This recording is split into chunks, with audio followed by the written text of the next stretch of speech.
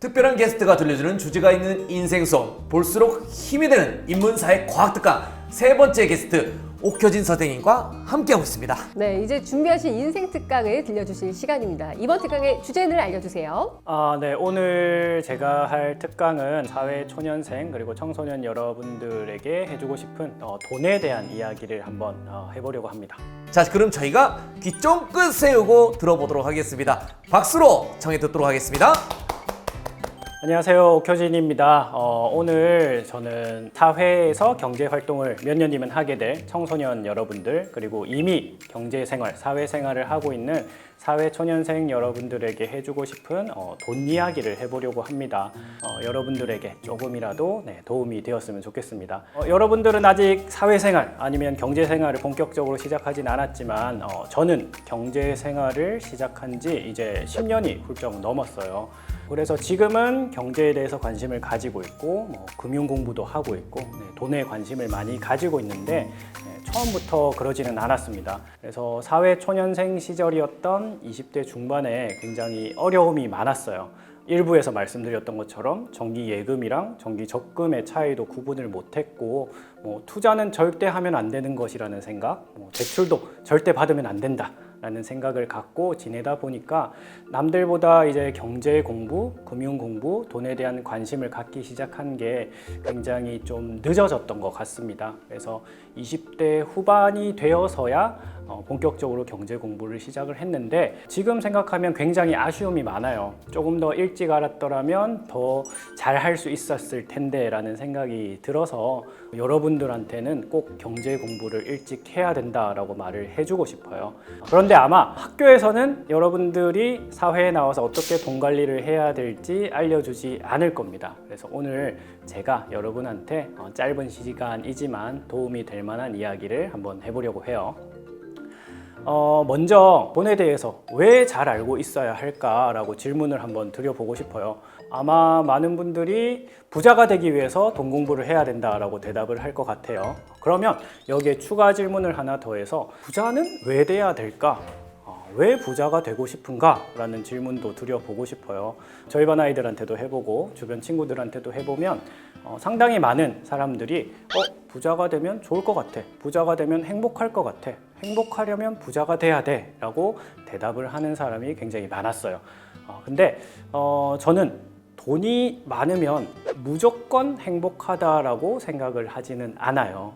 조금 다른 시각으로 바라보고 싶은데 돈을 공부해서 행복해지기 위해서 하는 것이 아니라 돈을 공부해서 우리 삶에서 생길 수 있는 많은 불행을 막았으면 좋겠다라는 생각을 저는 갖고 있습니다. 우리가 행복하기 위해서 돈만 필요한 건 아니에요. 행복을 위해서 돈도 물론 필요하지만 돈 이외에도 다양한 가치들, 다양한 조건들이 행복을 위해서 필요합니다. 그런데 이 돈이 부족하거나 아니면 돈에 대한 지식이 없으면 나머지 조건들을 포기해야 하는 상황들이 삶을 살아가다 보면 꽤 많이 생깁니다.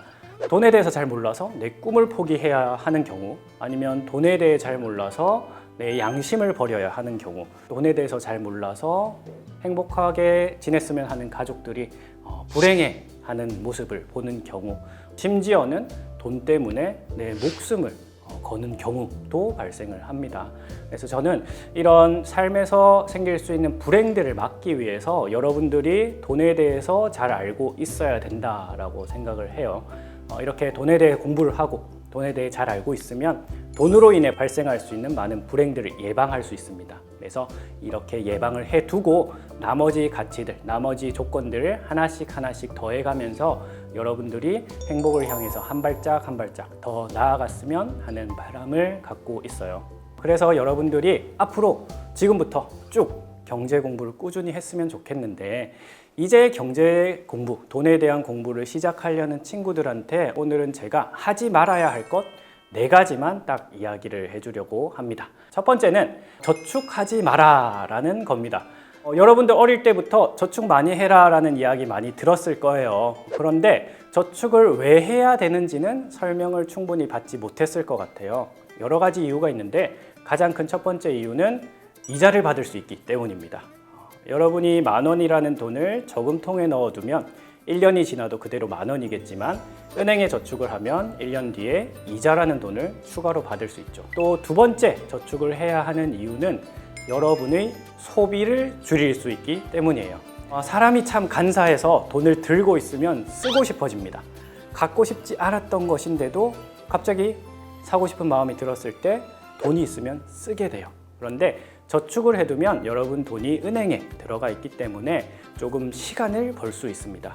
이게 정말 나한테 필요한 돈인가 하고 생각할 수 있는 시간이 필요하고 또 그 돈을 찾기 위해서는 조금은 번거로운 과정이 들어가기 때문에 소비하고 싶은 마음을 조금 뒤로 미룰 수 있는 거죠. 세 번째는 내 돈을 안전하게 보관을 해줘요. 튼튼한 금고도 있고 또 예금자 보호법이라는 제도가 있어서 은행에 맡겨둔 돈은 최대 5천만 원까지 또 보장을 받을 수 있습니다. 이렇게 저축을 해야 된다 이유를 4가지나 말하면서 저는 저축을 하지 마라 라고 이야기를 했어요. 그런데 앞에 제가 한 문장을 비워놨습니다. 저축하지 마라 앞에 이 말을 붙이고 싶어요. 소비하고 남은 돈을 저축하지 마라.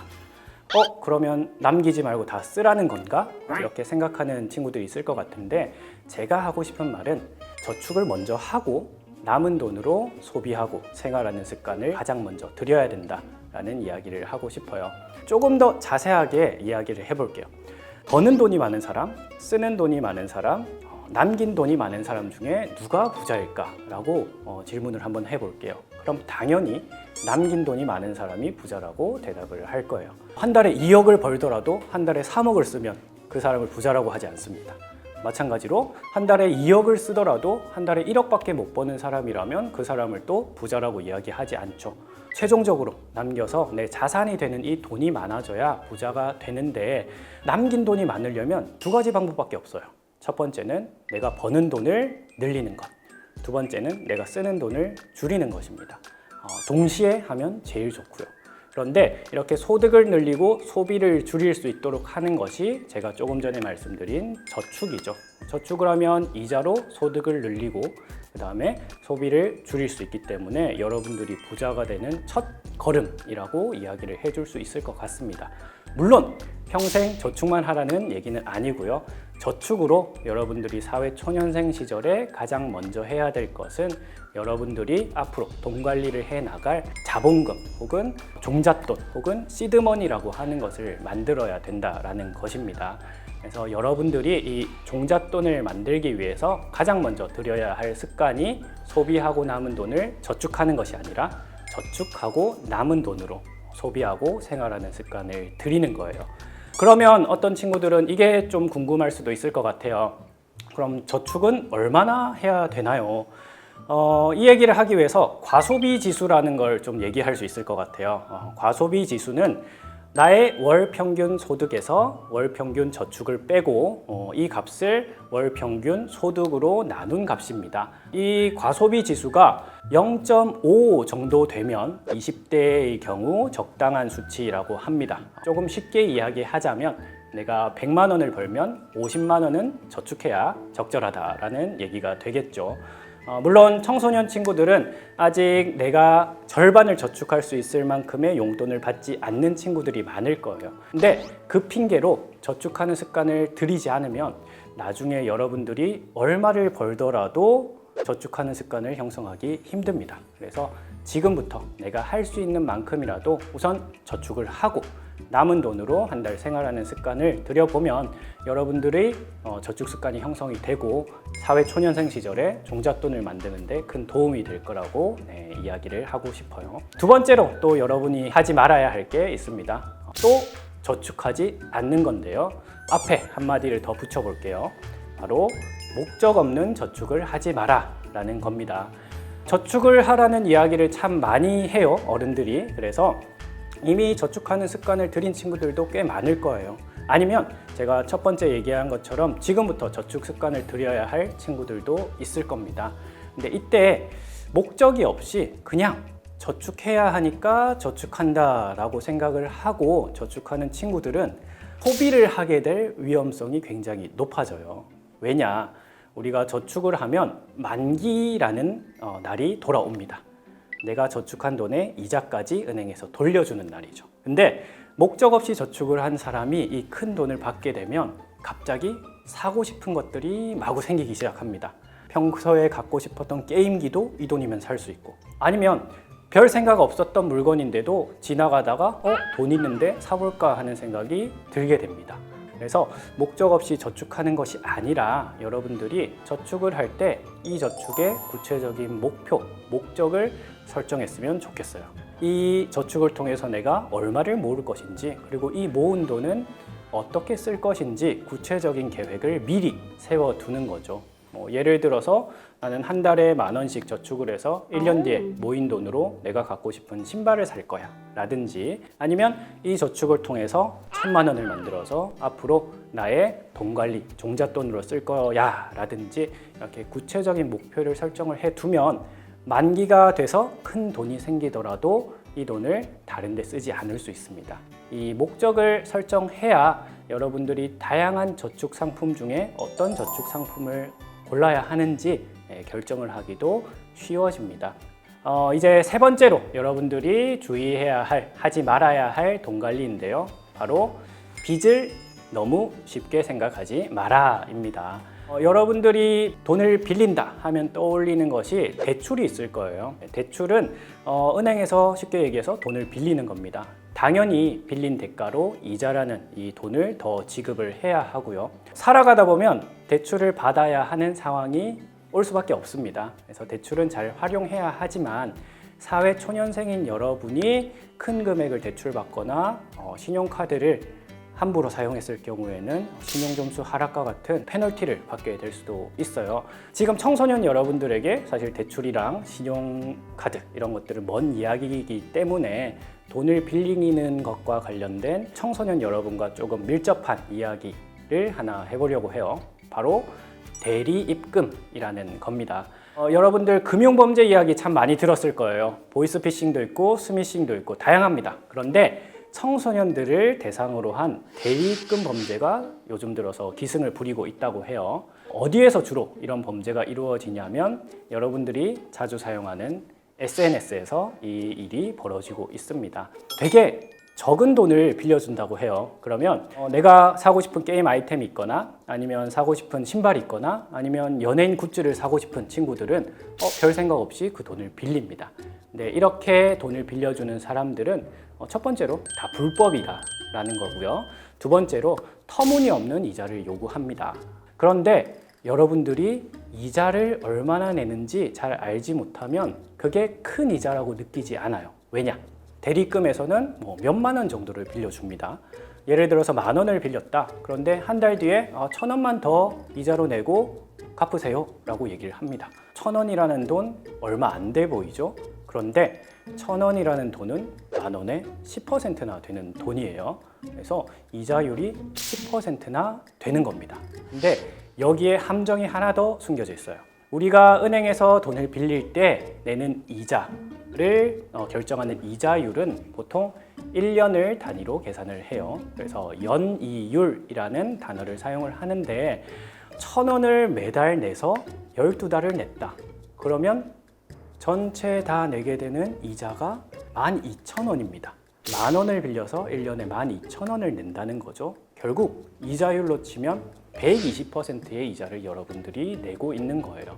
이런 이자율에 대한 개념, 내가 얼마의 이자를 내는 거고 이건 어떤 수준의 이자인지 잘 알지 못하면 쉽게 생각했다가 큰 피해를 얻을 수도 있고, 대리입금을 하는 사람들의 경우 지각비 아니면 감사비 이런 이름으로 돈을 더 달라고 요구를 해서 많을 경우에는 연 이자율이 1000% 가까이 되는 경우도 있었다고 해요. 10만 원을 빌렸으면 100만 원을 이자로 내야 되는 겁니다. 그래서 여러분들이 돈을 빌리기 전에 이 돈을 빌리는 것에 대한 개념, 그리고 이자는 어느 정도 내가 내게 되는지, 이 이자를 내가 감당할 수 있는지 반드시 생각을 하고 돈을 빌려야 된다라는 것을 말해주고 싶고요. 청소년 시기에는 돈을 빌리는 것은 최대한 하지 않는 것을 추천하고 싶어요. 이제 마지막으로 네 번째 여러분들이 하지 말아야 할 것이 하나 있는데 바로 비교하지 않기입니다. 여러분들 혹시 부탄이라는 나라에 대해서 들어봤는지 모르겠어요. 몇 년 전에 한 가지 사실 때문에 굉장히 유명해졌습니다.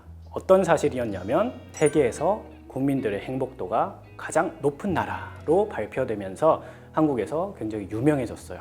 그래서 사람들이 돈과 행복은 크게 상관이 없구나, 돈이 없으니까 행복할 수 있구나 라고 이런 근거 자료로 많이 쓰인 나라인데, 그 발표된 해가 2011년도거든요. 근데 시간이 지나서 2019년도에 다시 부탄이란 나라의 행복도를 조사를 해봤더니 결과가 충격적이었습니다. 결과가 60위 밖으로 떨어졌어요. 한 8년 정도만 지났는데도 말이죠. 그래서 우리나라보다도 행복도가 낮은 나라가 이제는 되어버렸습니다.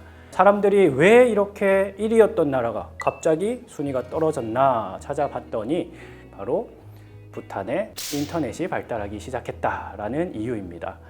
인터넷이 발달하면서 SNS도 접하게 되고 다른 지역의 사람들이 어떤 생활을 하고 있는지 보고 나의 생활과 비교하기 시작하는 순간 행복도가 급격하게 낮아졌다는 거죠. 끊임없이 비교하게 되면 나의 행복도는 높아질 수가 없어요. 그래서 여러분들이 해도 되는 비교는 딱 하나뿐이에요.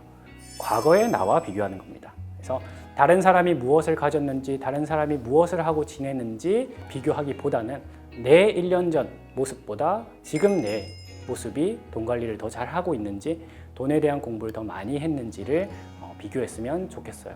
그래서 SNS에서 보이는 여러 사람들의 소비, 다른 친구가 산 물건, 이런 것을 부러워하거나 비교하지 말고 나만의 기준을 꼭 세웠으면 좋겠습니다. 그래서 이 기준을 세우면 우리가 소비할 때 꼭 피해야 할 3가지 소비도 피할 수 있어요. 첫 번째는 바로 충동 소비입니다. 원래 사고 싶었던 것 혹은 꼭 나한테 필요한 게 아닌데도 갑자기 사고 싶어져서 물건을 사는 경우죠. 이 충동 소비 여러분이 주의해야 하고요. 두 번째는 모방 소비입니다. 모방 소비는 따라서 사는 거예요. 내 친구가 저 신발을 샀는데 이뻐 보인다 싶어서 그냥 덜컥 사버리는 것. 이것이 바로 남과 나를 비교하면서 생기는 모방 소비인 거죠. 이 모방 소비도 여러분들이 조심해야 하고요. 마지막으로는 과시 소비입니다. 자랑하기 위해서 물건을 사는 것도 여러분들이 피해야 하는 소비예요. 그런데 SNS를 하다 보면 여기저기서 자랑하는 모습들을 참 많이 볼 거예요. 그래서 가장 좋은 것은 SNS를 하지 않는 것이라고 얘기를 하고 싶지만, 만약 SNS를 하지 않기 어려운 상황이라면 이 3가지 소비를 내가 하고 있는 것은 아닌가, 내가 다른 사람과 계속해서 비교하고 있는 것은 아닌가 생각을 좀 해봤으면 좋겠습니다. 제가 오늘 4가지 여러분들이 돈 관리하면서 하지 말아야 할 것 이야기를 드렸어요. 첫 번째, 소비하고 남은 돈 저축하지 않기. 두 번째, 목적 없는 저축하지 않기. 세 번째, 빚을 쉽게 생각하지 않기. 네 번째, 비교하지 않기입니다. 앞으로 여러분들이 공부해 나가야 될 경제, 금융, 돈에 대한 지식들이 아주 많겠지만 우선 시작하는 여러분들이 이 4가지를 꼭 기억하고 돈 관리를 시작한다면 경제 생활을 시작했을 때 남들보다는 조금 수월하게 시작할 수 있을 거라고 얘기를 하고 싶어요. 오늘을 계기로 많은 친구들이 경제에 관심을 가지고 돈에 대한 공부를 꾸준히 해나갔으면 좋겠습니다. 네, 경제 금융 기초가 탄탄해지는 느낌입니다. 네. 자, 우리 훌륭한 특강을 해주신 우리 선생님에게 박수 한번 부탁드리겠습니다. 감사합니다. 네. 이제 아쉽지만 마지막 인사를 드려야 될 시간이 왔어요. 오늘 인싸특 함께한 소감이 궁금합니다. 두 분이 너무 진행을 잘 해주시고 편안하게 해주셔서 오기 전엔 긴장을 많이 했는데 편안하게 할 수 있었던 것 같고요. 이 영상을 통해서 좀 경제, 금융, 돈에 대해서 관심을 가지는 친구들이 또 많아졌으면 하는 바람입니다. 자, 그럼 우리 인사특 이제 마무리를 해야 되는데 선생님도 꼭 해주셔야 되는 게 있습니다. 네. 그래도 오늘은 한번 예시를 다은 씨가 보여주도록 할게요. 네. 제가 요즘 인사들은 다 구독하는 그 채널 서울론 인사특 하면 구독, 좋아요, 알림 설정은 사랑입니다. 자, 이렇게 죄송합니다. 마지막에 되게 불편해지네요. 요즘 인사들은 다 구독하는 그 채널 서울론 인사특. 구독, 좋아요, 알림 설정은 사랑입니다. 감사합니다.